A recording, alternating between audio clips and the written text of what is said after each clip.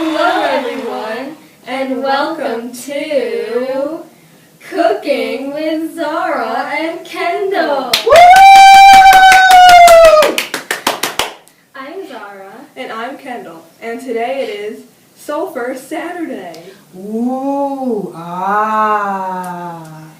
So, we will be making for you one dish with multiple ingredients high in sulfur. Today's dish will be a simple salad using everyday foods you may not have known contain sulfur. The vegetables we are using are kale, onions, and broccoli. You can also use cauliflower if you want. We will also be using chicken, hard-boiled eggs, and cheese as a garnish.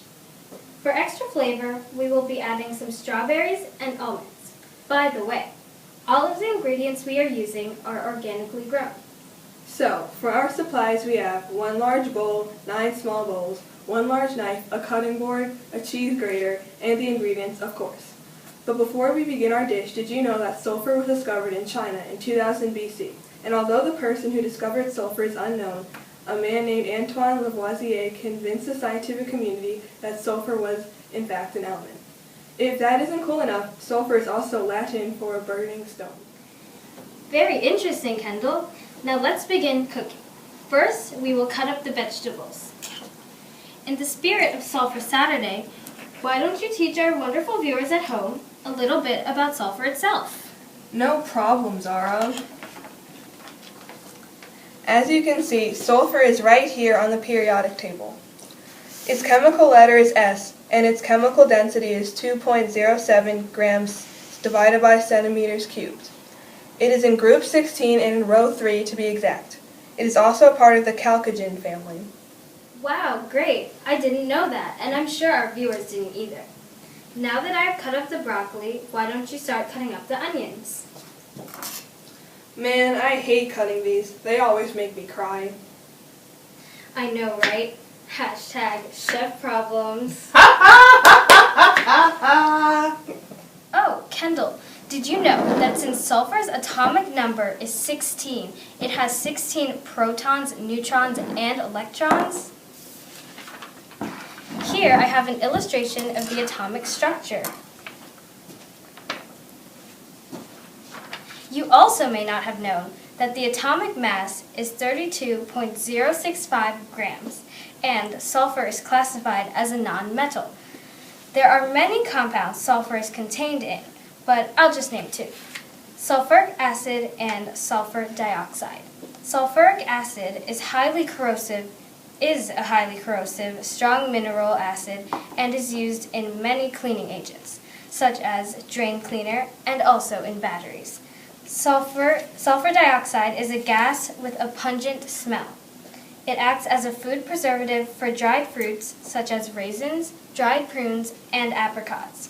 If you are sensitive to sulfites, however, dried fruits could be a health risk.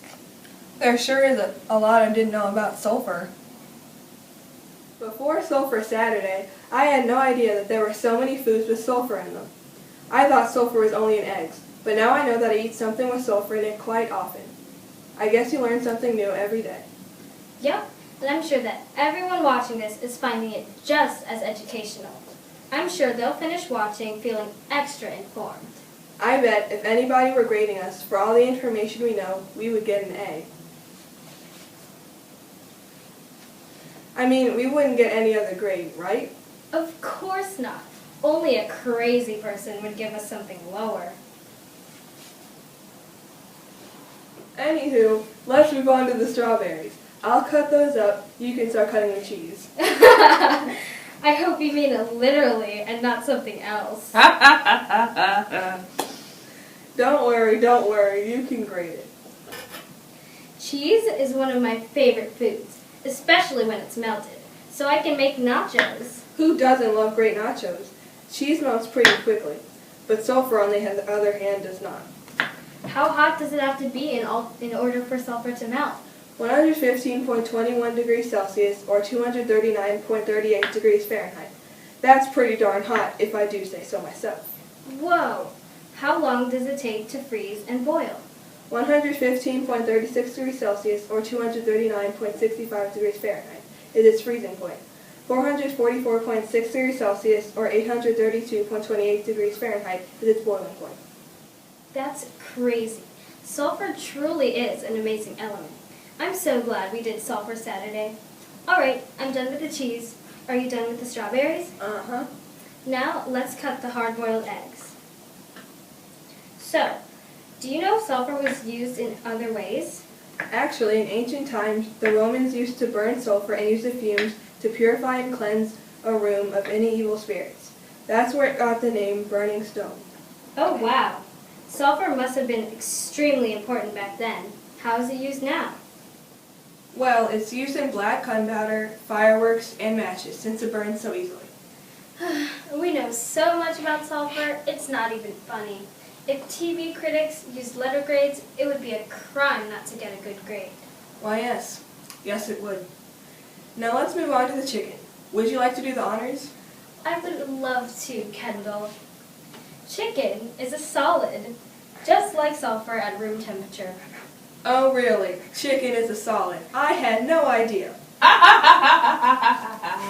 ha, very funny, Kendall.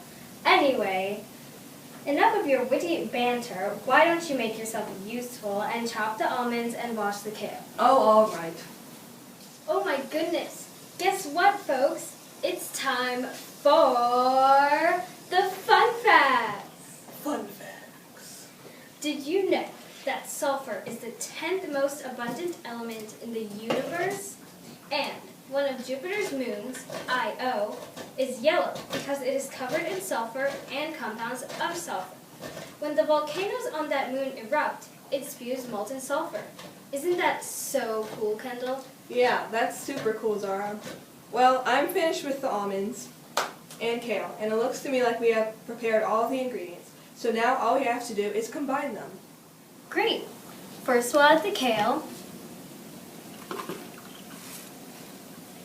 broccoli,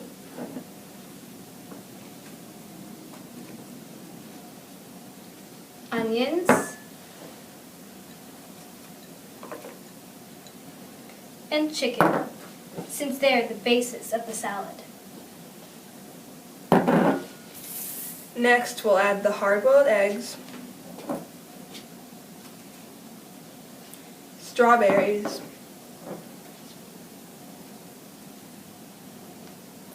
almonds,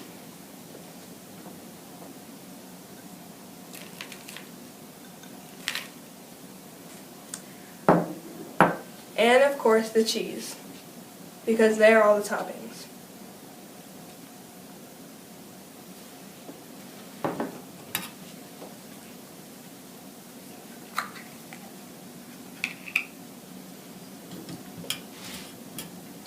Finally, we add some ginger dressing,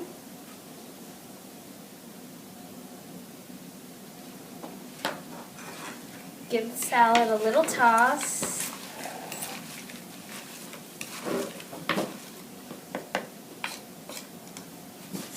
and voila!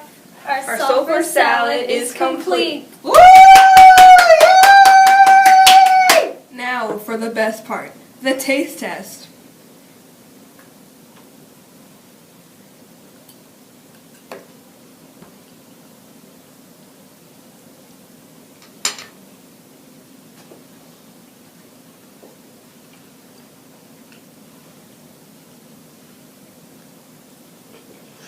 Well, at least it's healthy. Anyway, we hope you learned a lot about sulfur on today's episode. Sulfur Saturday! And just as a little reminder, although we encourage you to try out all of our recipes, you may not want to try this one at home. And if you do it, it is at your own risk. And on that note, thanks for watching Cooking with Zara and Kendall. Goodbye, everyone.